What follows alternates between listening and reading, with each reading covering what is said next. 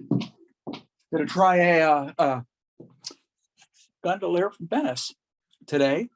Got a piece of hardboard that I toned last night with kind of an ochre, reddish ochre color.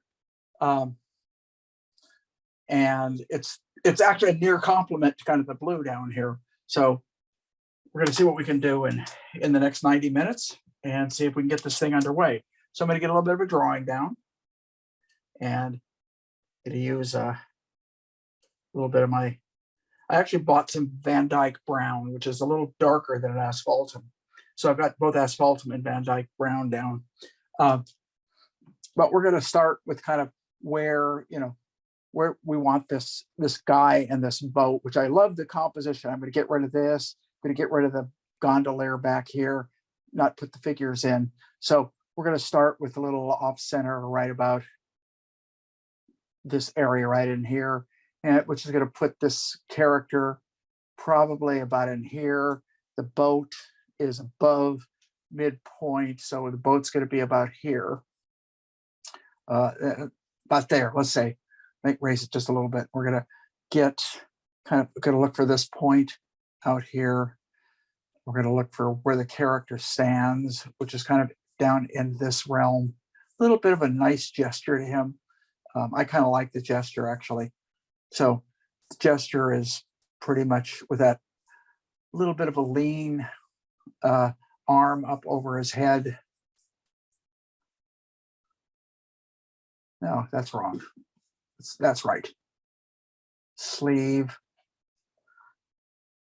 I've got this thing I used to tell students, when I sketch really quick, I'll either just go direct right to exactly what I think is correct, or I'll put a whole bunch of lines down. And when I put a whole bunch of lines down, I say, one of the things about using a whole bunch of lines is somewhere in there is the right one. You just have to discern which one is the right one. And so we're going to, let's see, this guy's head is about here.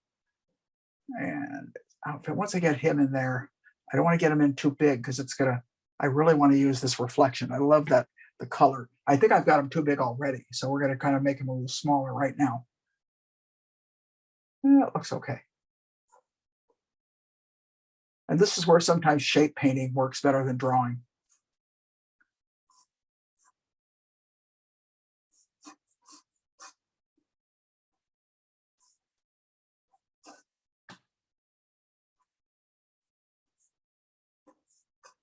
My whole background was that of a drawer. And it was during art school when I actually got into dealing with paint, and struggled, obviously, for a long time with the painting side. And now I sometimes almost feel more comfortable painting than I do drawing. So it's kind of gone full circle. Painting meaning dealing with shapes. Although I love to go back to just doing some drawing. I like drawing more truthfully, from life than I do, working from photographs, which I guess is true pretty much with painting also. It's just, there's such a spontaneity and a joy of painting. There's a couple of people in this gondola right here at the front of that gondola. We want that angle. So what I do is I just kind of transfer that angle over. I've got it pretty close. And we're going to, top of the boat is the tip peak is about here. And it curves just a little bit. And then it's got a little bit of an extension. When we were in Venice last year during the workshop, we went to a few of the students went to the gondola. I used to call it the gondola repair shop. Come to find out, it's where they make gondolas. So it's more than just a repair shop. It's a museum. Huh? I think it was a museum. Yeah, they build them. They build them there. Get some of this little bit of the perspective in here. I'm not gonna slant that because that's camera distortion. And if I were there, I wouldn't see camera distortion. We're gonna bring it about here, and then it curves down to about here, just about where I've got it. And there's a window here and another window here. And there's some little windows. Let's see if we can get that. Where is that? It sits above his head, the awning. So we're kind of putting, and I draw it in and then correct it as I paint it. Laurel would like to know what method of drawing you like: construction, anatomical, Riley, Richmond. Well, construction, I use construction and everything. And unless I'm just what they used to call drawing from the hip, which I think is fun. I used to do, I have a lot of drawings that are that way, where you just sit there and you just draw. And I like it all. I can't say, for the sake of painting, I draw more in a construction fashion. For the sake of drawing, I draw all different ways. So I don't necessarily have, I guess, what someone might call a favorite mode of drawing. It's all fun. Okay, so I'm standing back a little bit further just to see what I've got here.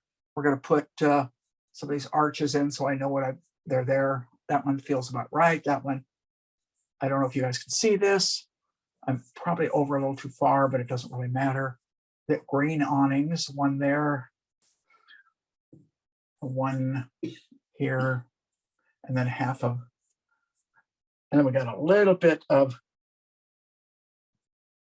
this area right here. Comes out right about that point, and that looks to be about the perspective.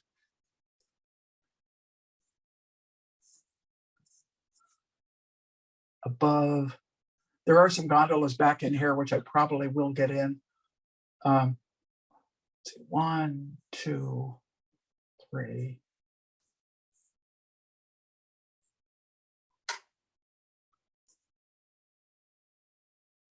Steps. And I'll paint those in. And a little reflection of this.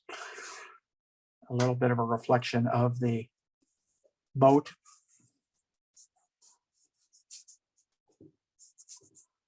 And we're ready to go. A little longer the drawing this time.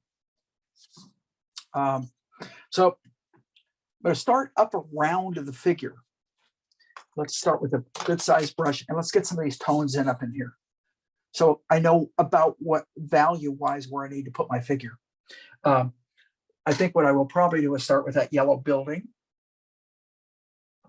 which is a little off in color. I got 2 different whites I laid out. One is really sticky. I just realized that. I don't like that.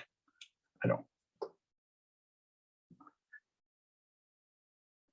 So we're going to put a little ochre, little of my brown. This Van Dyke brown is a little cooler than the asphaltum. So it's almost a value of this board.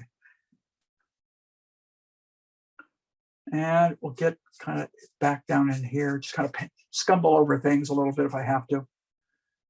And there's some, that's about the value that I want. All right, then there's the area behind it, which gets a little darker. So I'm gonna, I haven't used this Van Dyke brown in a long time. I just happened to be at the art store, and it's interesting. They raised the price, Gamblin raised the price of asphaltum. So I was gonna get an asphaltum, which I did anyway. But I figured I'm going to try this Gamblin. So it's a Dick Blick Gamblin. I think it's Blick. I mean Dick Blick Van Dyke, which is a lot grayer of a brown, not as warm as the asphaltum. Asphaltum's got a lot. At least the Gamblin asphaltum's got a lot more red in it. So we're going to put that little dark, and there's even some darker darks, right there, and window right there. And there's a, I'm not going to worry about some of these darks, but let's start to get a little bit in there. So we want a nice dark window back here. Another one right about here. I'm changing the drawing because I had it over one about here, here, here, and then one behind them. And down at the bottom, I'm going to add a little of the CAD orange, and we're going to put where it, right before it goes in the water, it gets kind of warm. Okay, a little white to that, and go off to the right, and we can get a little bit of this right about, whoops, I went to, tell you another color I just bought, which I was out of. It's a color I used to use a lot, and I laid it out today. Mars, excuse me, Mars Violet Deep. Did a brain freeze there, but Mars Violet Deep. Thinking about so many of my different colors here that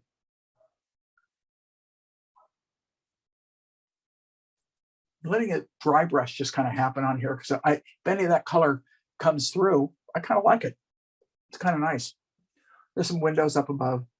The background is going to end up taking me probably as much time as some of the other stuff, because we have a interior. Whoops, that's a little too blue. It's cool, I can see. Interior back here. And then we go dark. So for that, I can grab my asphaltum and my ultramarine blue and get the nice darks in there. And the darks sit about here. It's a little bit more on the blue side than I wanted. Add a little bit more asphaltum. Keep it real free. Let's just kind of keep this thing loose as can be. And then if I can tighten it up if I want. But truthfully, for some reason in my head, I've got this thing wanting to be really loose. And I don't know if you guys do that. I do this, where sometimes I'll get something in my head of exactly kind of how I want something to be, and I will approach that. Try and not let go of it. When I was a student, what I used to do is let go of it. Something would start to happen, and all of a sudden I go, geez, I kind of like that. I'll make it look more like that. And I generally don't do that much anymore. I try and stay true to my initial thought. What do you like about Mars Violet Deep? Mars Violet Deep. It's red, but it's not a bright red. It's a very dark color. When you squeeze it out of the tube, it has a very similar look to burnt sienna. But if you hit burnt sienna with white, burnt sienna goes really pretty intense on you. It kind of, where Mars Violet goes kind of dull and kind of almost a gray violet kind of a color. So it's just a great color. I use it a lot when I'm doing portraits.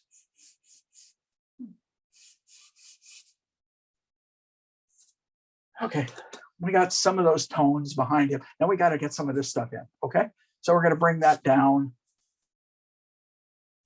Let's just start to bring these down in the water where they occur. Oh, there's a nice little post coming out of the water here, right about there. Whoops, do it again. There, and it works its way down to the water, and we get kind of the windows down in here, and we get this little bit of it, a lot of this. It's probably bluer than I just laid it in. I put a lot of stuff in like that as what I call placeholders, knowing that I'm going to be doing more to it.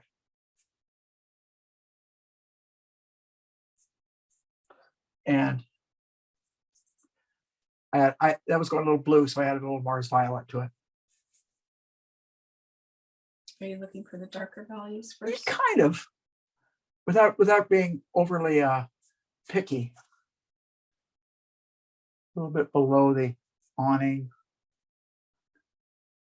Pretty dark back in here, even up here. Okay, so let's get kind of the water area in, kind of this overall color going, which is kind of, I mean, you know, if you had to call it a color, I will start with a ochre. I will add a touch of white. I will add a touch of ultramarine to that. And it's probably a little on the green side, so I may just bring a little bit of any one of my warms into it to kind of kill the green. I'm going to make sure I have it light enough. It'll keep it kind of a loose as far as the paint consistency goes. That's not too far off. Let's go a little more ultramarine, a little bit more ochre, a little bit maybe of a alizarin, just kind of dull it down a little bit. Let's try it again. Okay, I'm going to say that's right.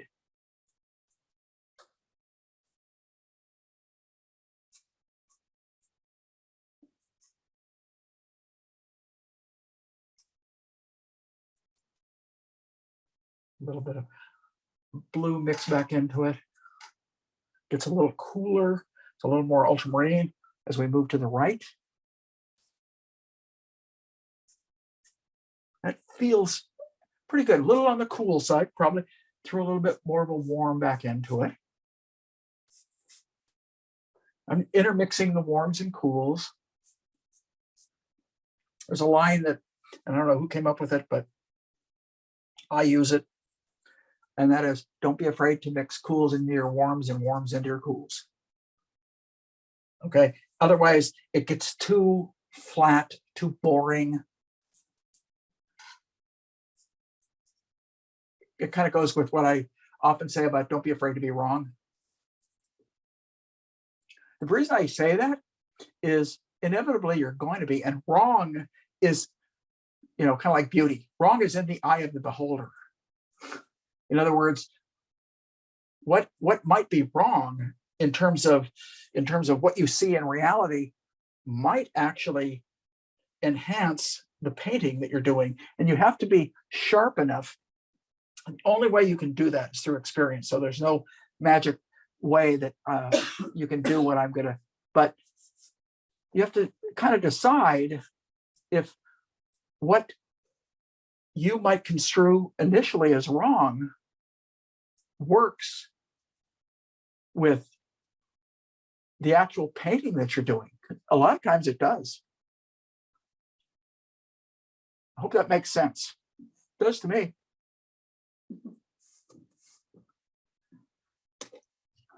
Kind of loose chaos behind him, which is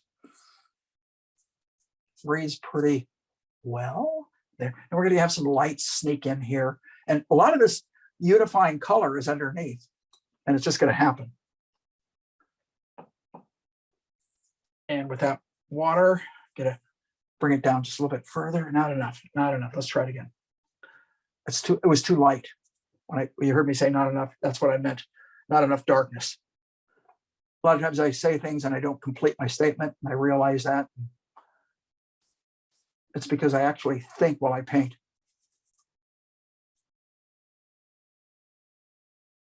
I know a lot of people think that painting is so automatic, you don't think. I don't care who you are and how long you painted, you think. You have to kind of analyze what you're doing at all times. Throw a little bit more of a blue into that.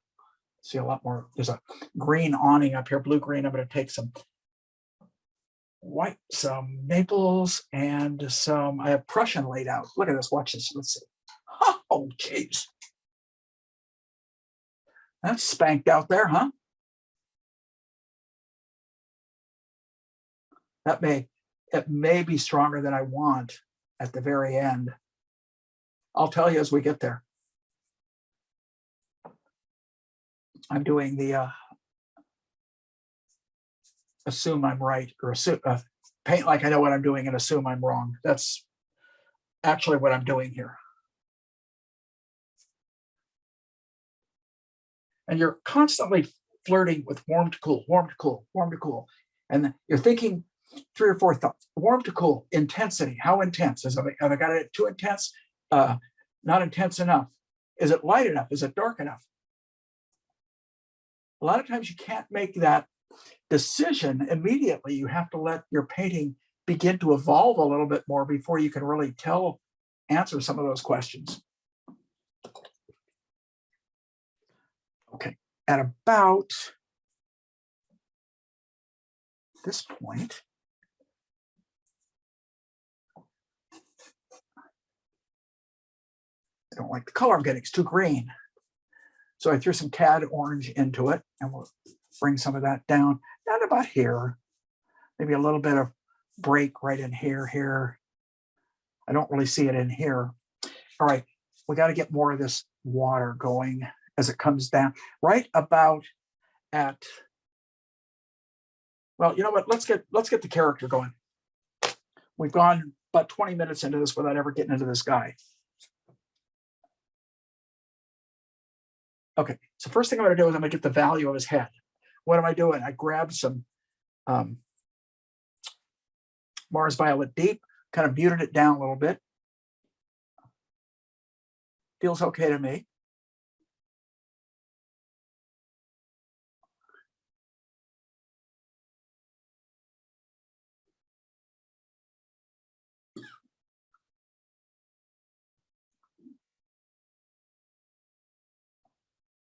I had his arm going completely wrong down there, way off. Okay, let's get his dark pants and the boat in next. So we're going to move into some other areas. So I'm going to take my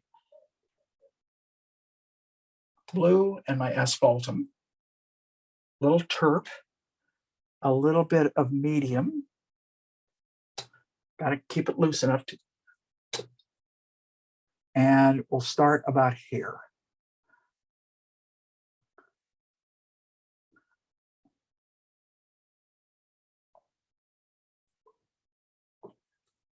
And throw a little bit of warm back into it.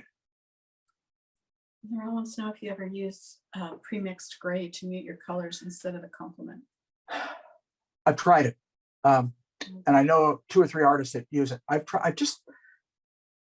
It's never felt comfortable for me, but I know 2 or 3 different artists that do that. Nope. People do that because what they try and do is they try and find the correct value. And then from the value, they move into the chroma, you know, how much color, how intense the color, all that stuff.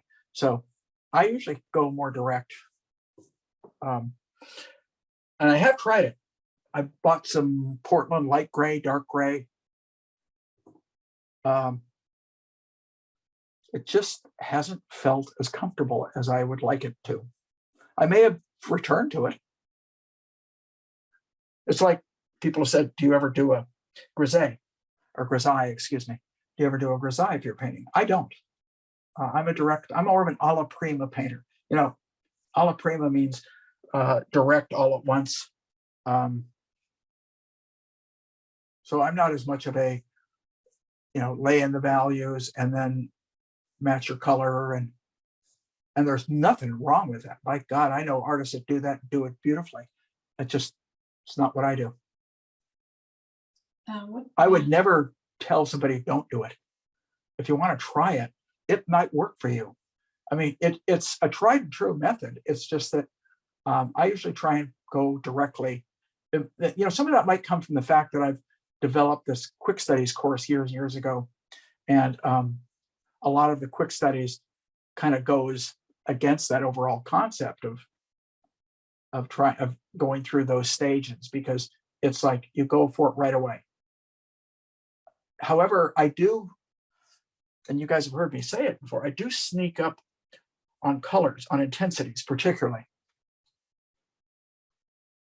Lynn would like to know what brand your Prussian is. She didn't think Prussian was that warm. What brand Prussian? It is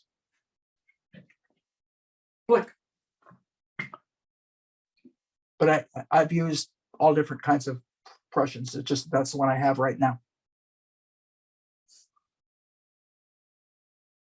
Yeah, Prussian is a very green. Prussian is very similar to like what a phthalo would do.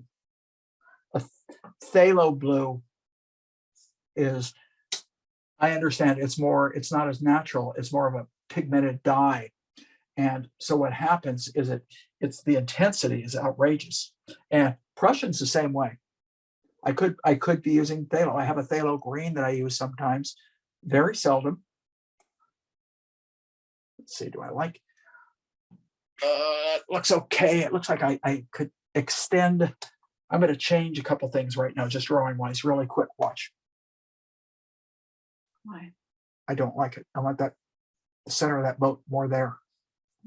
Okay, so you saw me move the center of that boat. So what do I need to do? I need to take this background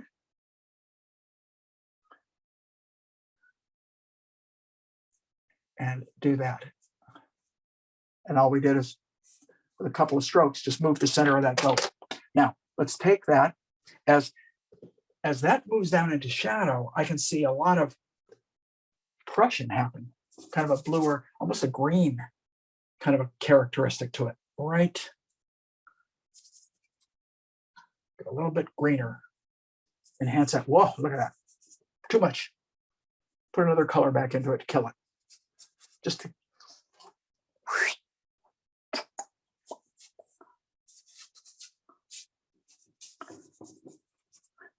as it comes up, it takes on more of the color of the boat because it's closer to it.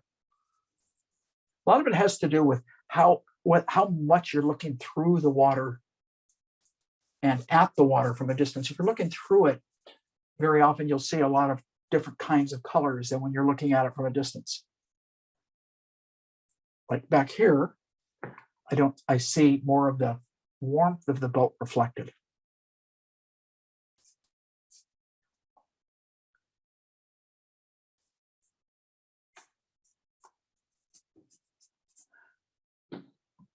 We'll just mess it up a little bit. Want a little bit of a, okay. So we got that shape in there. Let's go in and I'm going to kind of clean that brush a little bit, get some of that residue dark out of it, and start to go into the character. Now we're going to get his white outfit and shadow, which is cool. Kind of a blue, gray, violet, for lack of a better color. So I mixed up a blue, gray, violet, using blue, using a little bit of alizarin, maybe a touch of a yellow ochre to kind of mellow it so it grays it down. Let's check this out. I think I'm going to be too dark. Maybe not.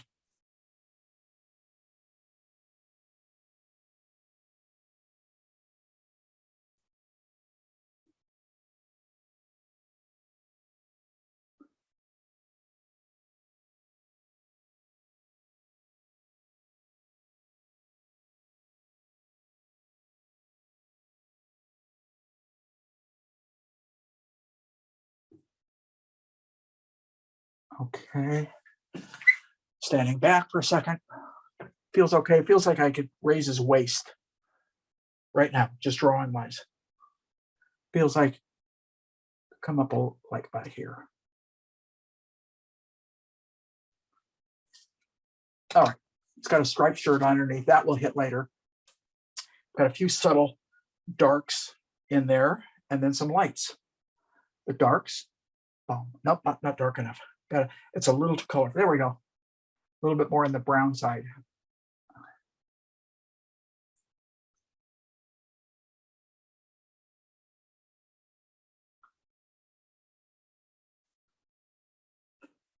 All I did is I took that color and I added a little bit of brown to it.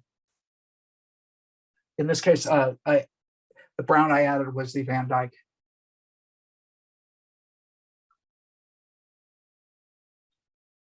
Using the number 8 filbert, by the way.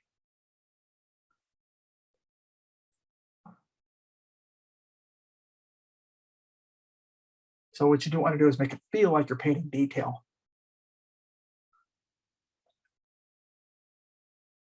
Probably could push it a little bit further, but I think for right now, it's pretty good. I'm just looking at kind of the gesture. That arm. I'm going to do some adjusting up above, but we'll do that as we move back up in this area. We're going to bring his arm over a little bit more like that. Bring his, so working on the gesture.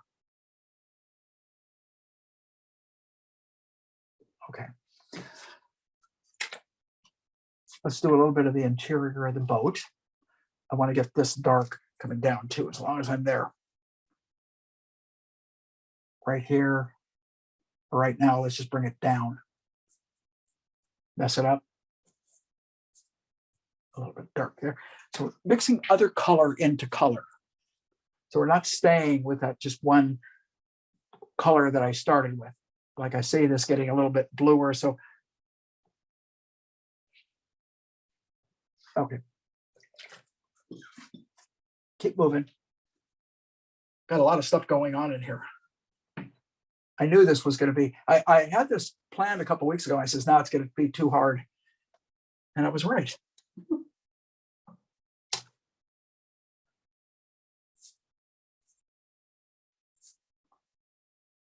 So we're going to try and block as much as I can in quickly. Comes up to about, see, that should be up about there. So I was often in my placement. Now, I want to keep a nice dark on hand so I can always go back to it. So I'm going to paint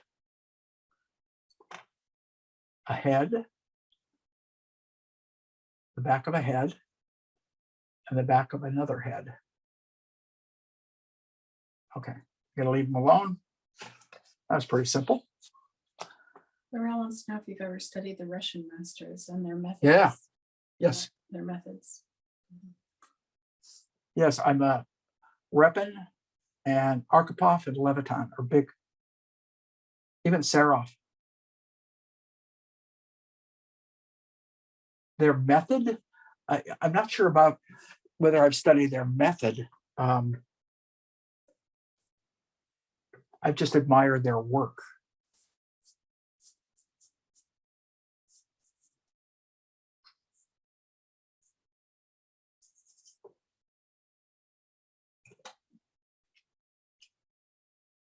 So I'm going to take a smaller brush. I have a smaller, no, it's the same one. It's a number 8, another clean number 8. And start to put some lights. I'll keep that number 8 for my dark, start to use this for my lights. So we're going to take a little ochre, a little Naples, and a little white. And we're going to start in on that right there. And the side of it. So Bill wants to know, when planning time allowed on your paintings, do you lay in about as quickly for studio pieces also? Yes, not as quickly.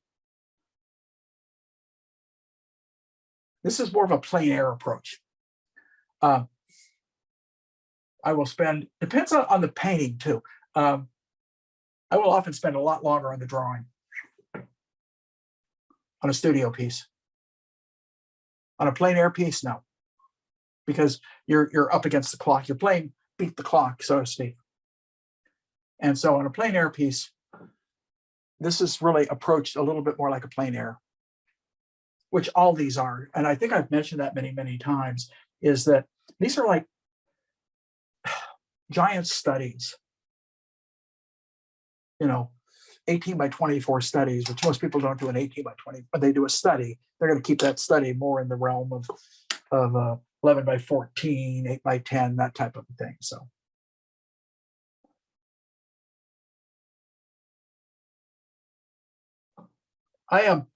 What happened with the painting quick and painting large? Because people have asked me about that before. I remember one of my friends at the Academy of Art, Bill Mon, asked me, he says, so how'd you learn how to paint fast or big and loose? I said, my instructor, Don Putman, brought in a painting one time that he did of his kids. And it was really loose. And it was, but he said he did it in a little over an hour. And it was big. I mean, it was 24 by 30, which to me at that particular time was really big. And you could see it was looser than his other work, but it still had this incredible just charm, this wonderful character to the painting. It made me think about that years later as I was illustrating, and I would practice sometimes doing these very quick paintings. And I found that I learned a lot doing them. It's really odd. I mean, I really did. I learned quite a bit doing these large, quick paintings. And so eventually, during my teaching days at Art Center, before I actually came to the Academy, and I was frustrated with some of my students in the fact that they would spend forever getting this perfect drawing down and then trying not to destroy the drawing, but fill it in really neatly.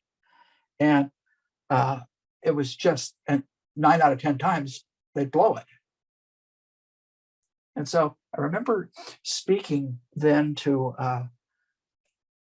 Midge Quinnell, who was a teacher that I had had and one of the vice presidents of school. And I remember we were sitting in her office one time and just talking about things and telling her how I would get frustrated because these guys would sit there and they'd try and overdo everything. And she said, think about changing the pace.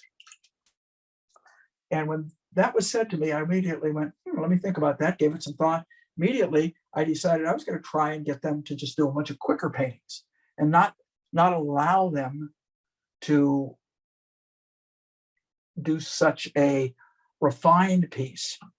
And so I did it 2 weeks in a row.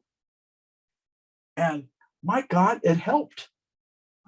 And so every semester I would do this little exercise in the middle of the semester for 2 weeks and then move on. Well, this turned out to be such a popular success. The students loved it. And when I eventually came up to the Academy of Art in San Francisco, I decided I would turn this little concept into an entire course. And so that's how I kind of started these quicker. And then, as I just to constantly challenge myself, I decided I would try larger paintings and have the students try larger paintings. I figure if I can do it, they can do it. And you know what? They can. And they can do it pretty damn well. And it's fun. It's educational for sure. It's frustrating at times, only because sometimes you get a really great painting done and you really want to go further on it. And we paint primarily from life, and the model gets up and walks away. Model gets up and walks away. Hell, you're stuck. If we're out on location, what I'll do is make them have 3 done by the end of a session, so they cannot dwell on these things. Come to find out, it works from a teaching point of view. Now, these students artists may never ever do it again. But that isn't the point. The point is to learn from it. Okay, let's get some other colors moving in there. We're about not quite half done, and I really have a lot more to do. So I'm going to get a lot of color in here. First thing I'm going to do is get this kind of big dark, and I'm going to be using a lot of terp in my paint right now because I have to cover a lot of territory. So I'm a little Prussian. That's pretty close, my God. Let's take it from there, bring it down. Thin paint, you guys, thin to thick. One thing I have learned is to push my strongest darks and my brightest lights at the end. I generally do that too, also with color, but sometimes I actually feel like I need to punch a color a little earlier. So I will punch it. And every now and then I'll need to throw a dark accent in a little early just to see where it's going to end up. Laura would like to know if you think it's good to mix spontaneous approach with a more concentrated, refined approach. I think it's great. It's the kind of painting that I like. I love where there's a focus of care and energy, and in another area, things just go crazy. And I always feel like I don't go crazy enough. from a personal, this goes for all of you guys. I hope you're all personally critical, but not so critical that you kind of paralyze yourself and hate what you do. Enjoy the good parts. There will always be good parts. I mean, I can look at almost any painting any student has done and find good and bad in that painting. And I've often taken my own work in and literally critiqued it harshly, just as a point of showing someone how to kind of evaluate your own work, but not paralyze yourself. You don't want to do the type of thing that you work in such a way that I'm trying to figure out where I want the bottom of that reflection, right about here.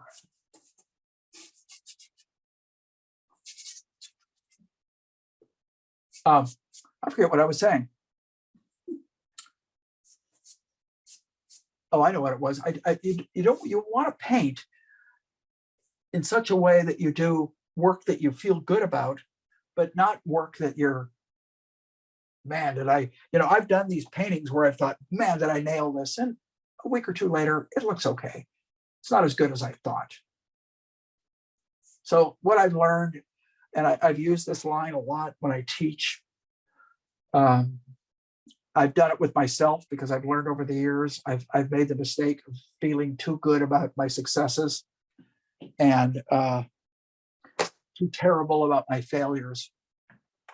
So I don't look at either one as being 100% great. In other words, don't get too high on your highs, don't get too low on your lows. It's kind of answering Laurel's question about any pointers on self-critique. That would probably be it. Be critical, but be forgiving. Still don't like that arm. Got it too low. Really need to hit those darks too. So I'm using the Van Dyke, a little bit of the ultramarine, and we're going to go right in here. Now we're going to be a little more careful. This is what you were talking about be free and be careful, so to speak.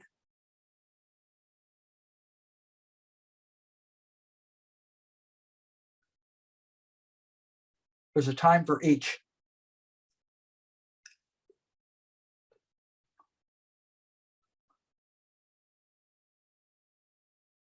I don't like, it's not sticking.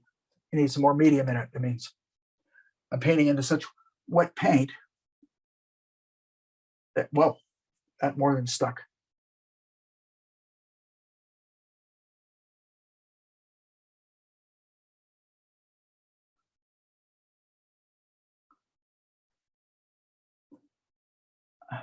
Okay, don't want to dwell too long, which I am right now. I just, you get a level. I get a feeling when I'm working on these Friday demos of time.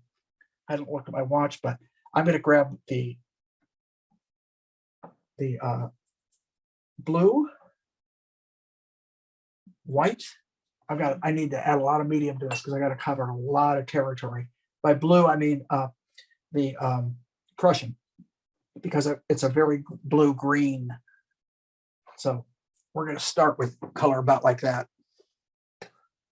And there is a little bit of ultramarine into that too. So we're going to start right about here, right there. Maybe a stroke or two up in here. We want to be somewhat conscious about the edge as it strikes the reflection, but not to the point where I'm overly concerned about it. We're going to go.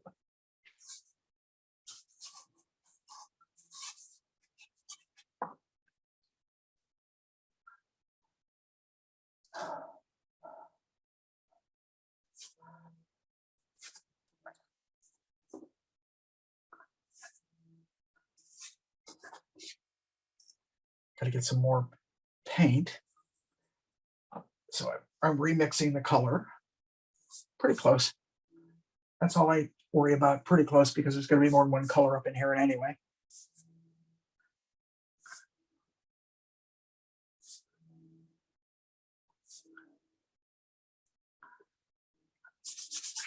A little darker, a little bit more blue mixed into that, maybe a little ultramarine into it so it dulls just a little bit as it goes down. Ultramarine will not be as green.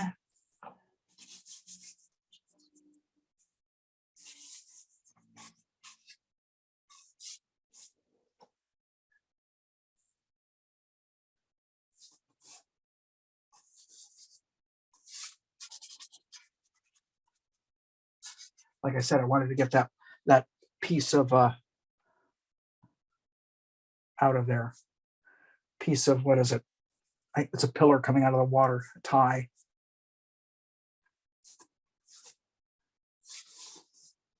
Oh, on the far right side. What's that? On the far right side. Yeah, on the far right side. Okay, now I need more of the pretty color. That's technical talk for the as opposed to the a little lighter. Putting a lot of terp into it.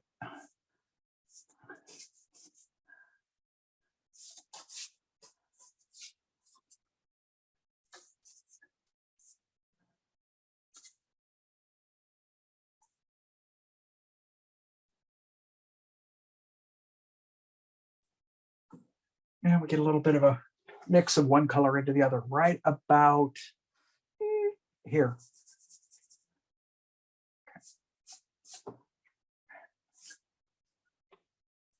Okay, now I do need to get that area fixed. Let's see what I can do with it. It's dark part of the reflection, which comes down about here. And if it goes too blue, because I've still got a lot of that blue in the brush, that must be the reflection of the guy. It's so the water is moving a lot. So the more the water moves, the more you get kind of this a skewed reflection, not a clean reflection like you might in a very still lake. What do you want us to know? What was the pretty color? Was it Prussian? Prussian mixed with Yeah, it was white? Prussian. It was the Prussian. It was less muted, in other words. By pretty, I mean pure, less grayed.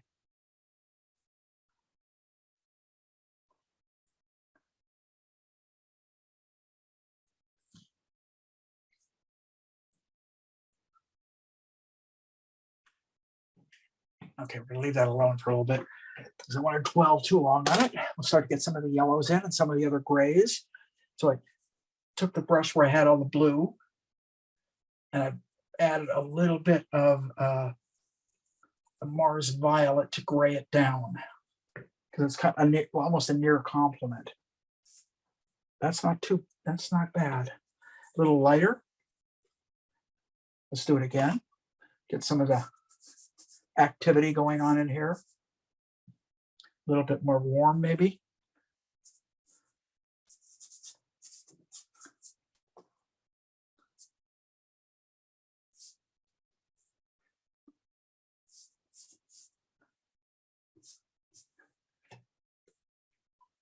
When the paint gets too sticky, as it just was, I just add more medium. Now the medium might be turp, or the medium might be a little bit of the safflower oil. And I switch back and forth. If it's too thin, and then I use the safflower oil. If it's too thick and kind of gummy, I use more of the turp. And that's a feeling that you have to develop by literally doing this. There's not a very quick way of figuring it out. You literally got to do it again, do it again, do it again. Eventually, you're going to come up with what feels good to you. Okay. See if we can start pulling some of this together. I'm going to go back up into the top. Feel like I'm really going to be hard pressed to get this one done. This might be the first one that we really blow it in terms of time. Gray, kind of a, I added way too much white to it. Let's try that. That feels better though. A little more warmth, so it's a little bit more of the cat orange hue. Bring it down about here, over. And I like to mix the 2 or 3 different colors that are happening. So we're gonna go there, there. Okay. Probably could go a little lighter, but not a lot.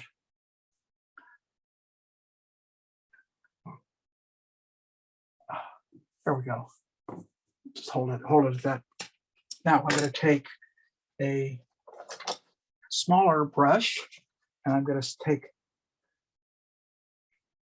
a stronger yellow and we're going to start popping some of these yellows up in here. And you know what? It's really dry paint, so I've got to add both mediums to it. Are you talking about the buildings first? Yeah.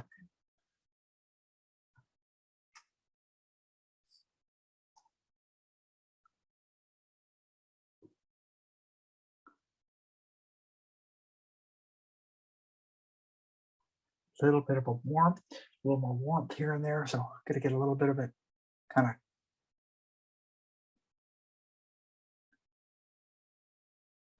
coming down there. It's kind of some of that dappled light on that. And that's going to allow me to take a little bit of orange and ochre to that same color and come where I want to go, right here. Nope, way too strong. Try it again. That's a little bit better.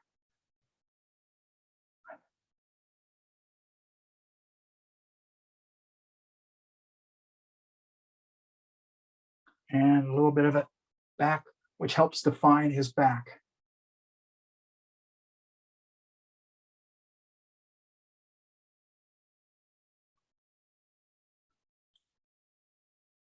And up.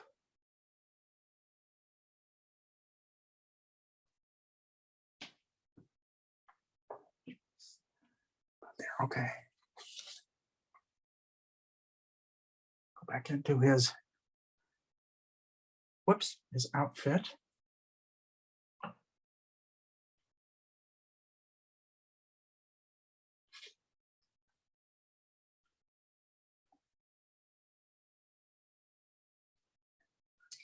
What brush are you using? I'm using a number 4 filbert.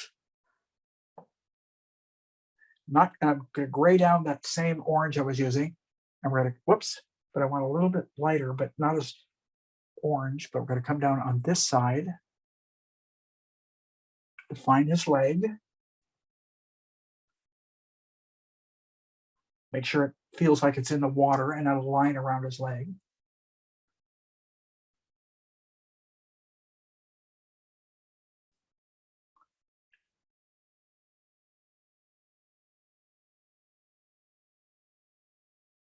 A little bit up there. And as it comes down lower, brighter, terp, medium. I'm ready to start to get some of the brights. Whoops, too thick.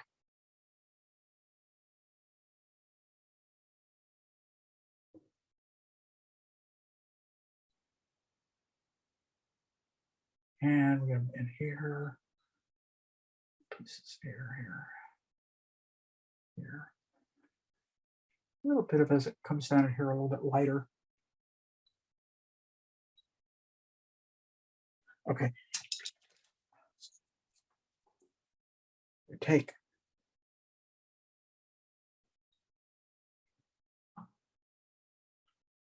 we're going to come with the white right here.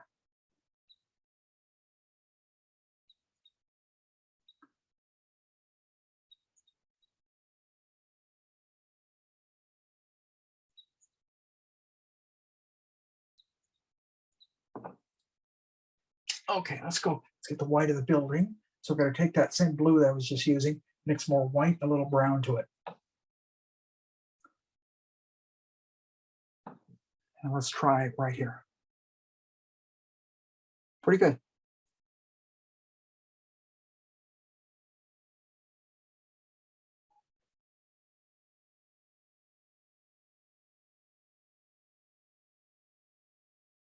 A little bit, maybe more yellow into that color.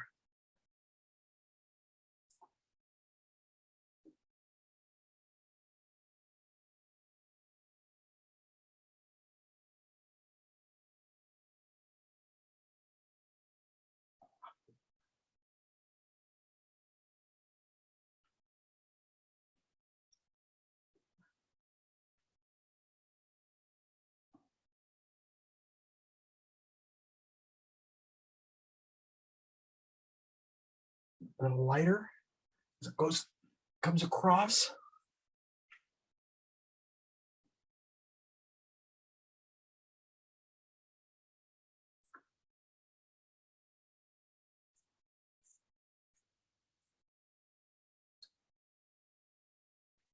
A little lighter here. Picked up a wrong color by accident. And that happens when you paint fast. You just adjust.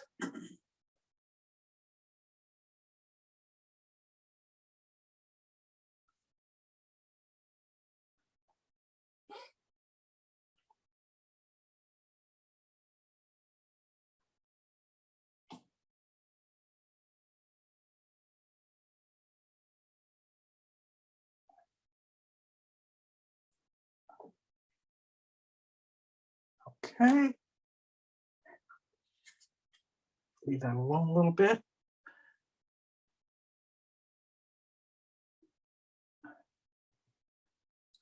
Cannot get that dark enough. I can't figure out why.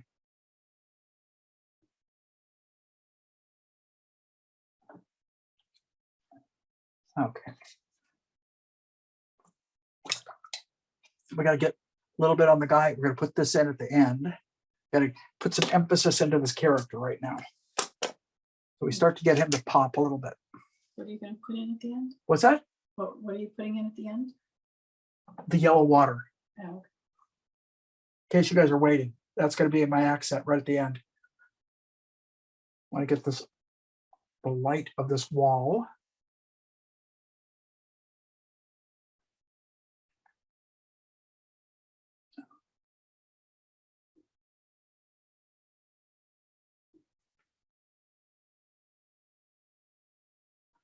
It's a little cooler at the bottom. Interesting, interesting. A little bluer. Probably a little bit from the water.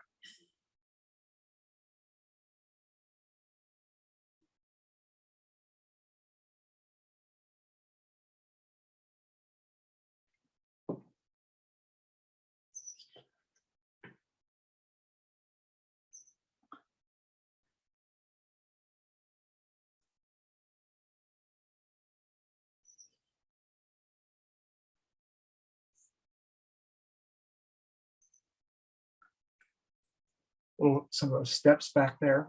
So I said there's a lot going on here. You just don't realize it. Let's get that awning. It's pretty white.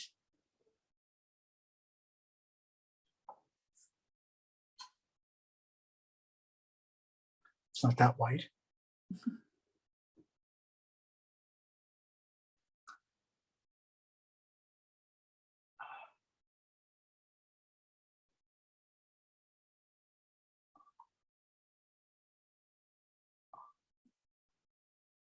And front of the awning, which is cooler, and right here.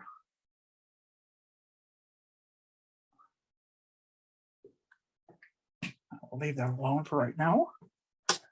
Don't have time to fuss with that. Want to go back into my guy, start to refine him a little bit. At the end, we're going to get this water and some of this in and see what we can get going.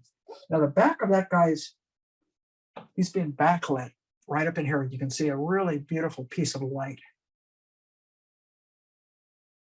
sparkles right there, and then goes behind his head a little bit. And right there on the sleeve. And we're going to lay in a little warm on the top of that arm.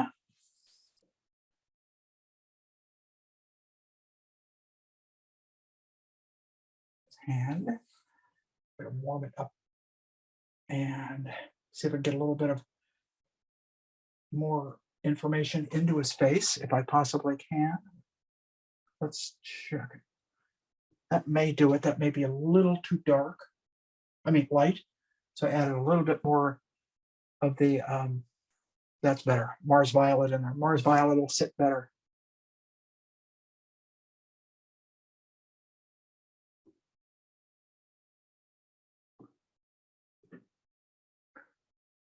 Nose is too low right now.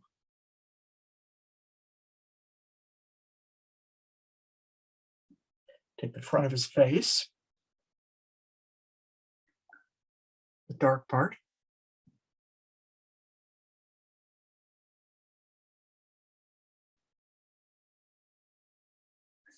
Now we have part of that building that's behind him right at this point. And I'm adding more light to it because I'm going to use it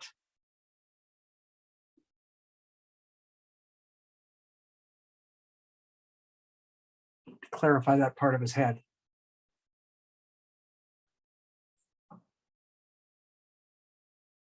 Let's go into his hand. Got about a half an hour left, 30 minutes. So I'm kind of assuming that I can take his hand up here. And this, it'll fix that lower arm. I fought with that lower arm 3 times now, where its placement. It comes out of the sleeve about here. The hand is very foreshortened, so the hand is really about here.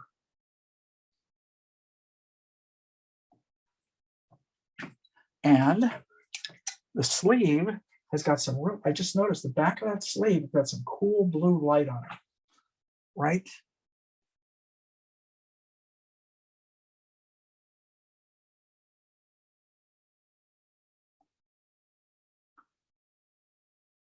And I see it here.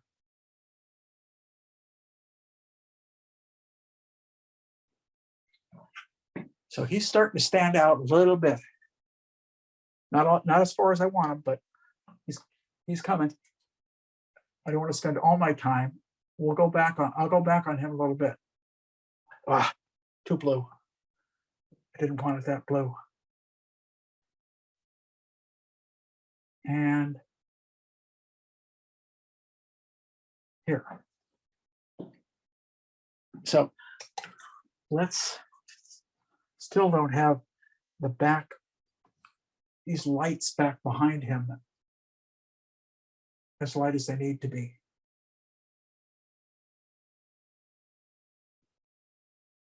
I just noticed a little piece of light from here, there, as it comes down across from there. Okay. How particular are you when you're choosing a photo to work from? Laurel would like to know. How particular am I? I'm very particular. You know, on these Friday demos, maybe a little less. If I'm doing, I'm just sending off, I will post them too, by the way, about 32 paintings off to a gallery just this next Tuesday in South Carolina for my show, one-man show there.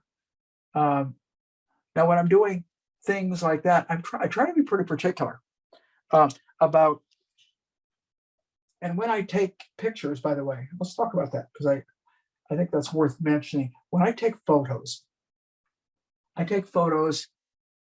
not as snapshots. I try and take photos as potential paintings. So I often even worry about the composition, everything. But probably the most important thing I look for is the lighting when I'm doing a taking a picture of anything, because the lighting is the mood. And I like to try different things. I've got a couple of my friends that strictly do backlighting, which is wonderful. It's very dramatic. But say I don't have him right. I don't have his gesture. Still, I do not have his gesture right. I don't like, I like doing different things. Let's put it this way. I don't like to get stuck in a rut. I've never felt like I wanted to,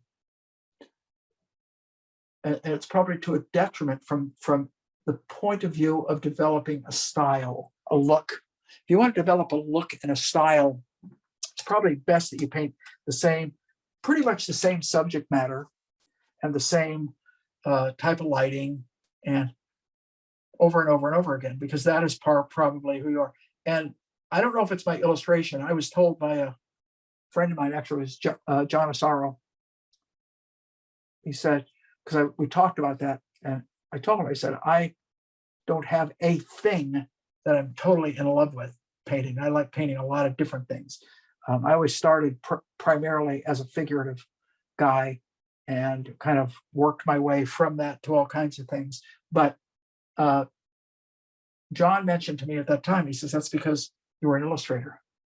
And as an illustrator, we had to paint everything.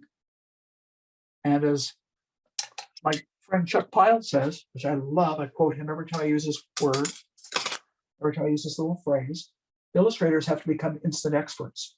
In other words, you're painting something you probably know nothing about, and maybe you don't even care about it. But you've got to make it appear that it was the most important thing that you could possibly do. And because of that, maybe I didn't develop a love for any one thing except paint.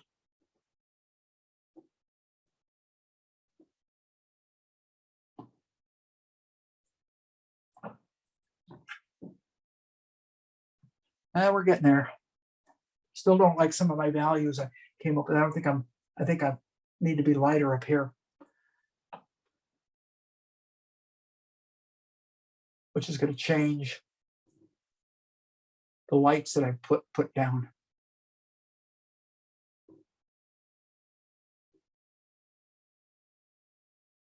I don't think I was light enough initially. That's a much better color.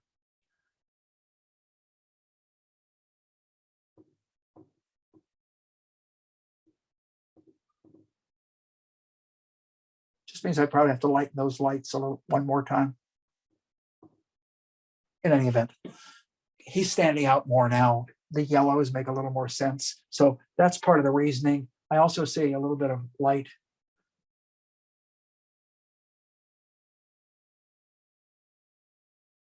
Yeah, little pieces of I don't even know if that's the right color. It's close. Probably use a smaller brush for this.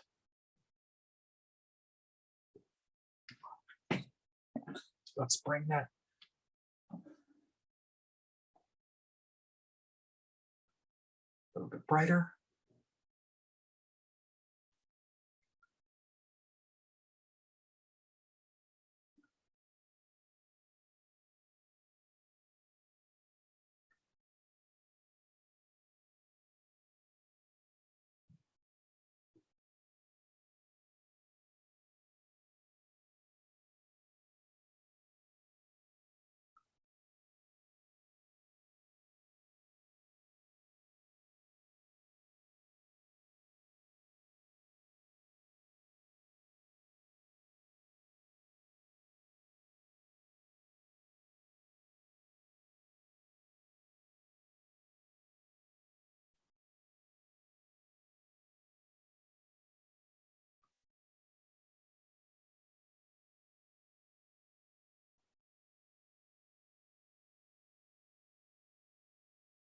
Must be concentrating.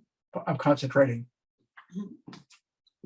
I'm trying to get enough of it so the whole thing will look complete. I got this guy's head too big. I can see it right now.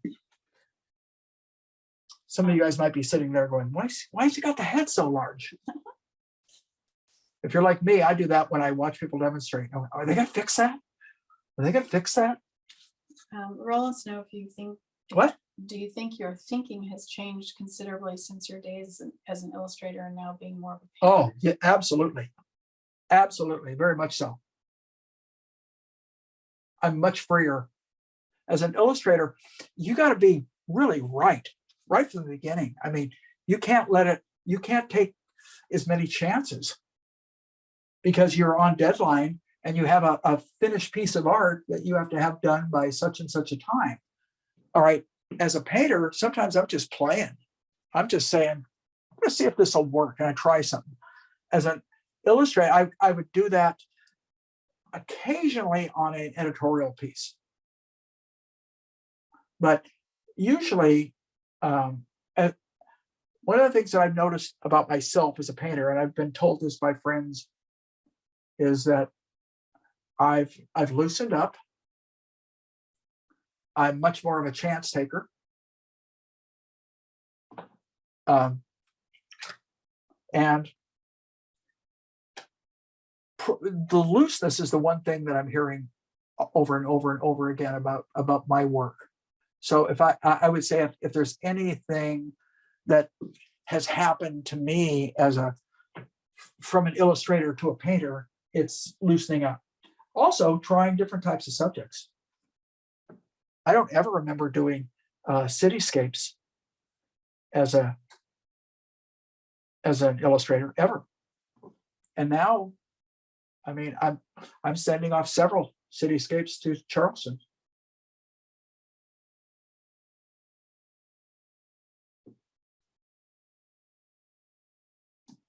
Mitchell was saying that, like you, he paints a lot of different things and wishes sometimes he was more focused, but then he's become comfortable with the idea that he likes variety and doesn't stress over it. I try not to stress over it. I am working on a couple series on my own that are literally series that I'm trying to do. But, you know, it's not specifically what I guess you would say I'm known for. I mean, the closest thing that ever happened of getting known for anything, truthfully for myself, was when I did a lot of vineyard workers. That I did, and that would have been the closest thing to a direction and a style. And I enjoy it. I still do. I would like to do some more. In fact, I think I will.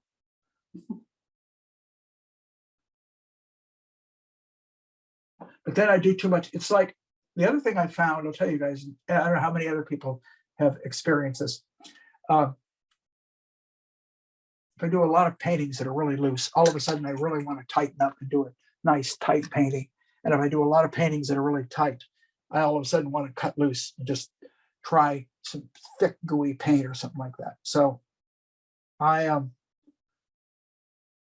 guess it could be said that I can't be, I don't work in a, what would be the way of putting it? I paint outside of my comfort zone a lot. And I don't know what my comfort zone is, for that matter. I always thought it used to be figures. Mitchell would like to know if the galleries would like you to show series. Yeah. Yes. Usually when I do a one-man show, it is with the concept of being more of a cohesive. The show I'm doing for Charleston is New York and Charleston. So a lot of buildings, a few figures, very few, unfortunately. But it's just, you know, you've got to have, I don't paint when I first did shows, I would paint a little bit of everything. Now I usually have a theme to what I paint. And sometimes I let the galleries tell me. In other words, the gallery in Charleston suggested this, and I went, yeah, that sounds good. New York, Charleston, I'll try that.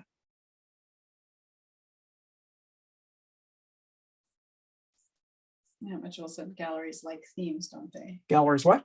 They like themes. Yeah. And I completely understand that. Not only that, it's kind of fun to get into a theme and just push yourself in that one direction, see what you can do. So I don't mind it. I just don't want to paint the same. Like I like painting animals. I just don't have a place that I sell a lot of animals. One of the galleries I'm with is interested in me doing a whole show on some of the animals, which I'm pretty excited about.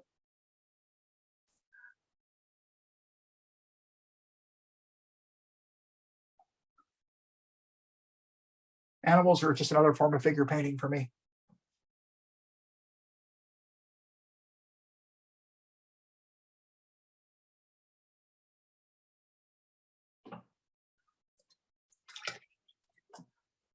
Okay, let's finish some of this stuff up. Let's do some of those gondolas back there very quickly, just simple shapes. All right, and there's one right about here.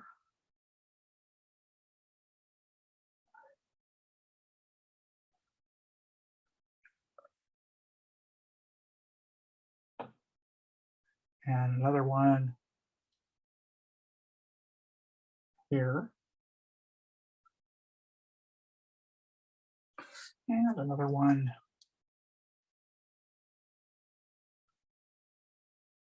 there.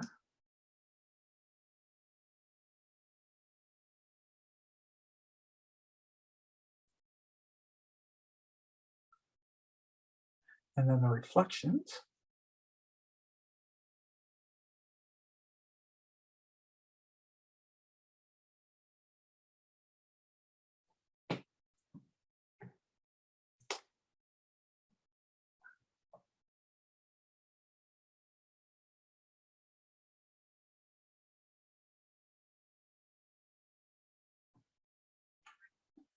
And let's get something up in here. I need a little bit more light right there. A little bit of reflected light. I want to leave myself the last 10 minutes to kind of come in here and do some work.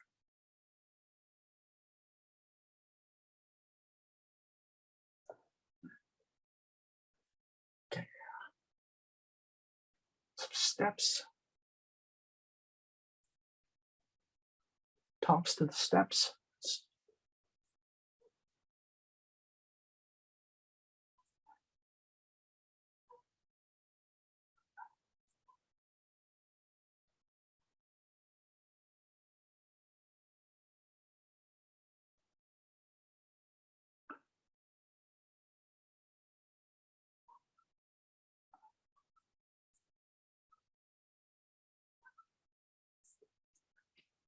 Little splotches of white and color.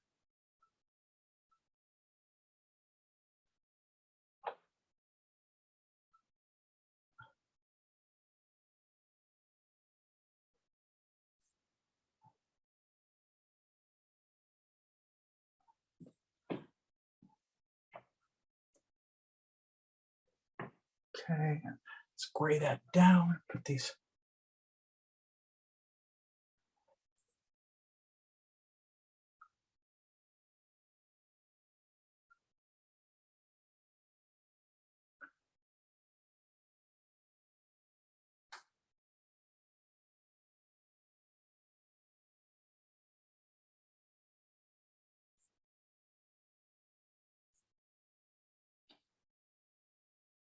And get the top surface of this in, and another little pillar back there.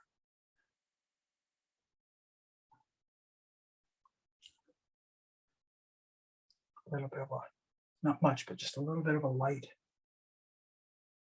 here and there on an edge.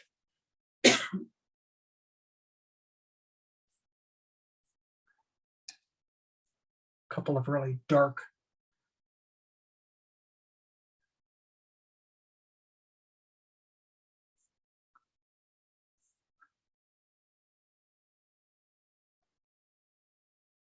One there. A little bit of reflection down in here. And all this is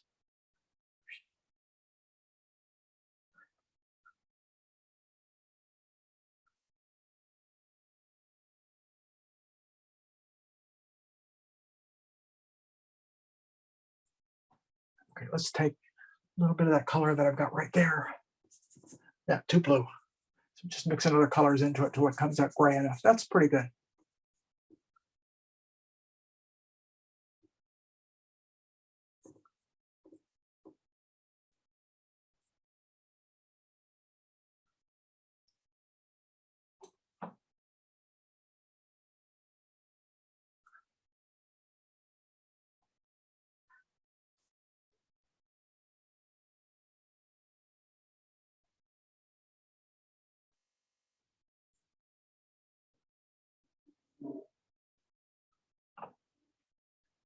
And top to that.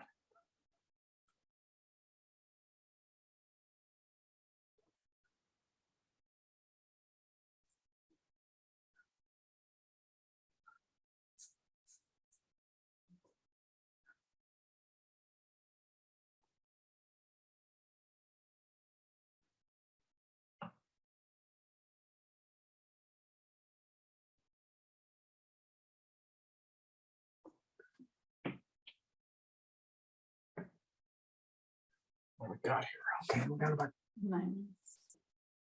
got to get that. Got to get a couple things in. The first thing we got to do is I got to get that yellow water in.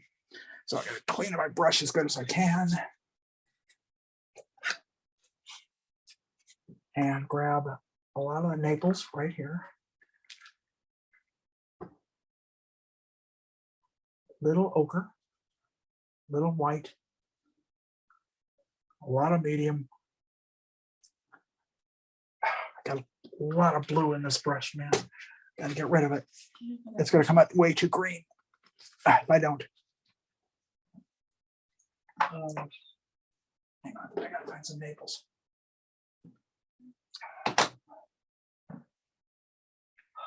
There we go.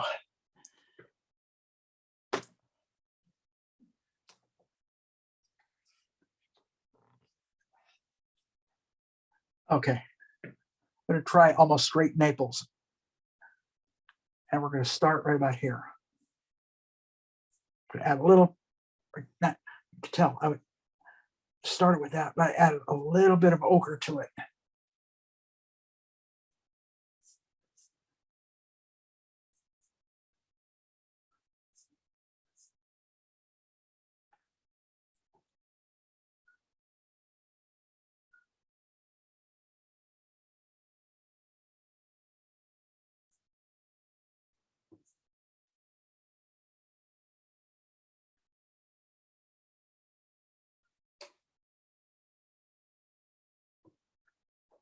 Or ochre.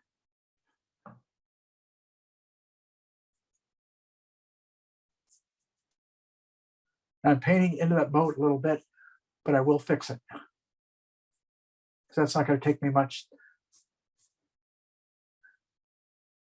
A little more ochre, a little more medium.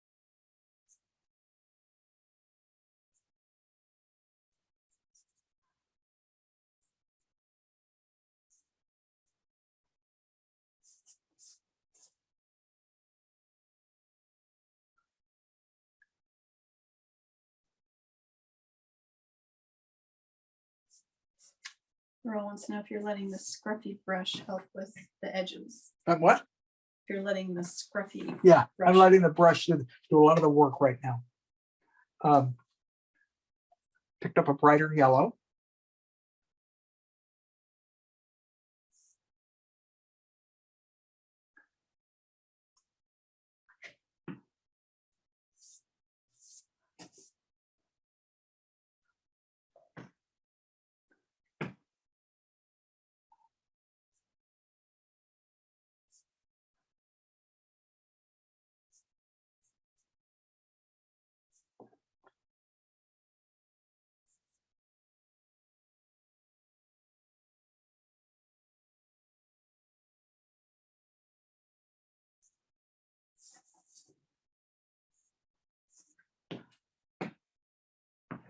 Well, it's starting to come together.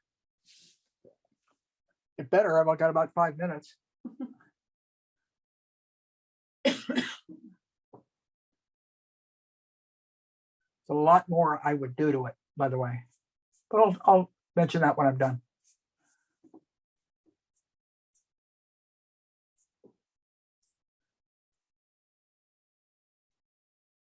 I've got to get the guy's pole in too.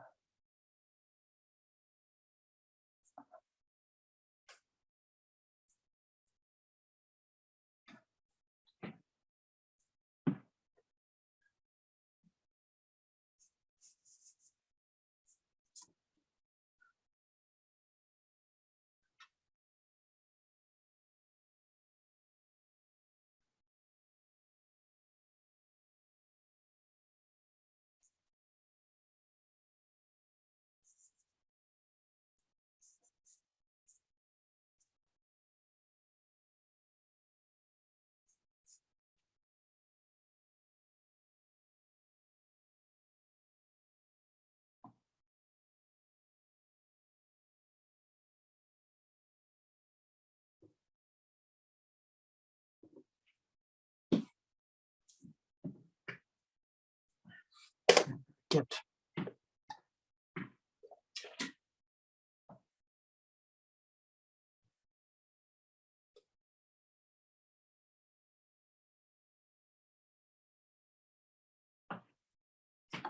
where I want that post right about.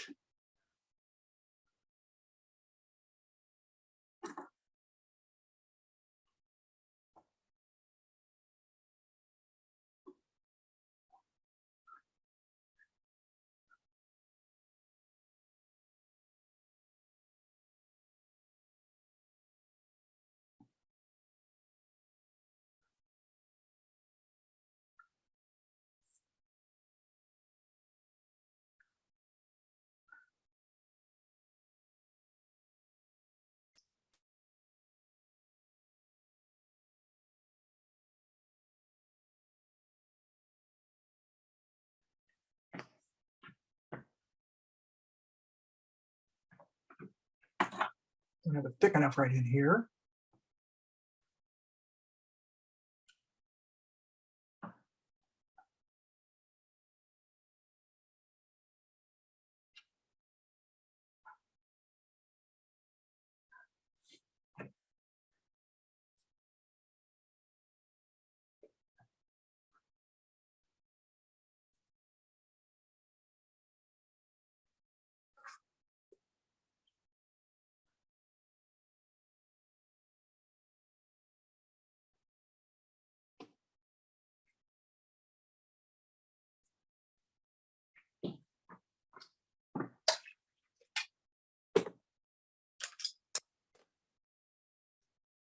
Okay, a little bit of a liner.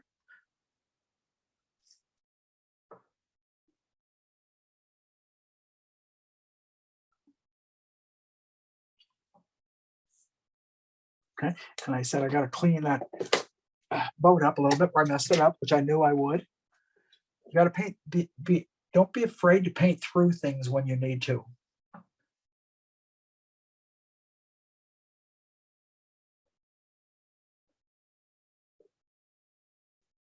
Come on. Too much blue in it. Try it again. Better. Better. And you can see a lot of little tiny things I could play with. I'll show you a few and then we're going to call it.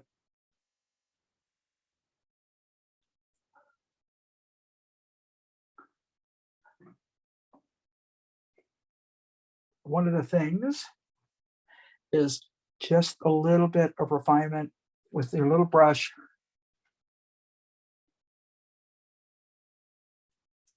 That's too light. Let's try it again.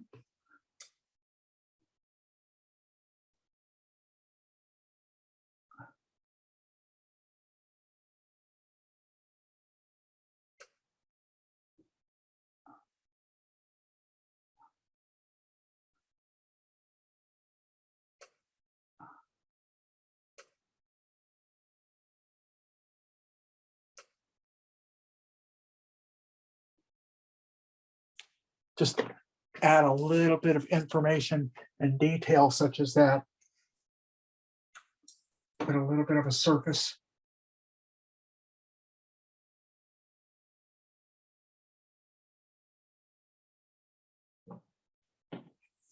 Right there.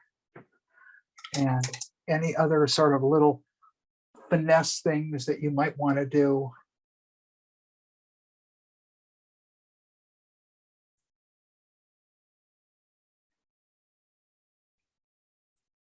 Use your little brush right at the end to kind of get that stuff to work.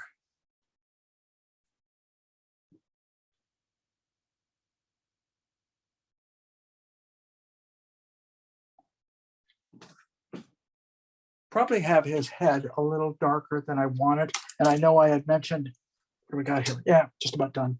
I know I mentioned I would probably have to go back once I lightened up all this. I would probably have to go back and lighten the lights that would be happening on the building. Can you move the mall stick? Huh? Move the mall stick. It's kind of right where you're painting.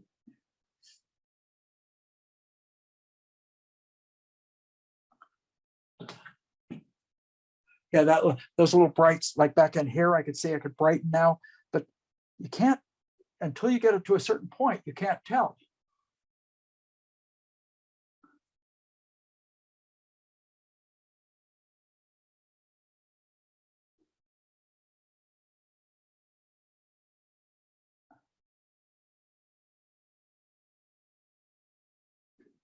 You got to get the shimmer on that water. Left a big hole here, and we'll finish that off and pretty much call it about quits. We're going to get that.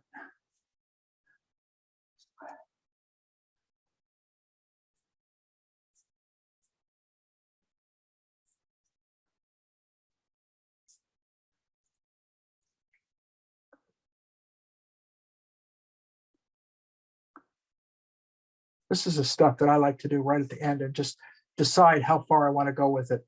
How, like, I'm getting really nice and thick.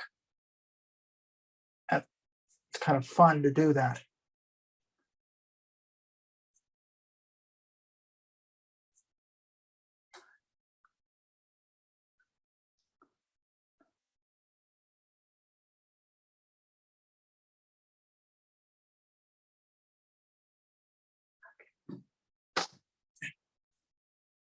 Yeah, it's okay. I mean, I pulled enough of it together at the end where I felt okay about it. I can see a lot that I could really go back and fuss on.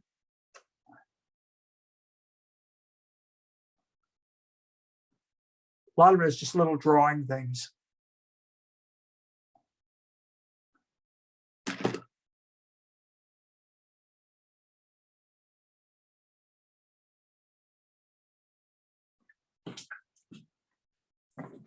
And so hopefully you guys got enough out of this. This was probably one of the biggest challenges that I've done, and Although I like the challenge, I gotta admit, I do enjoy trying things and seeing what I can do and what I can't do.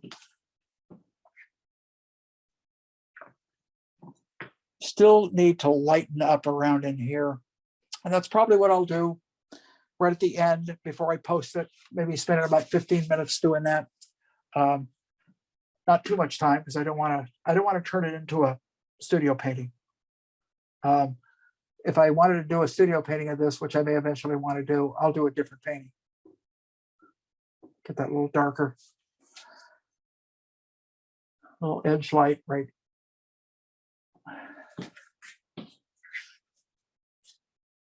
In any event, hopefully you guys got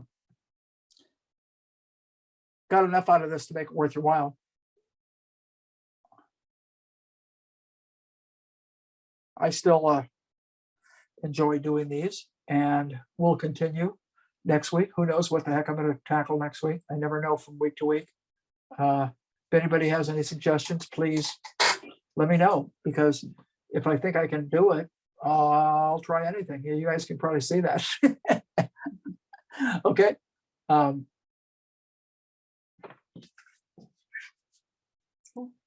So that's it. Enjoy your time secluded. Thank you, Judy. Thanks for watching, everybody.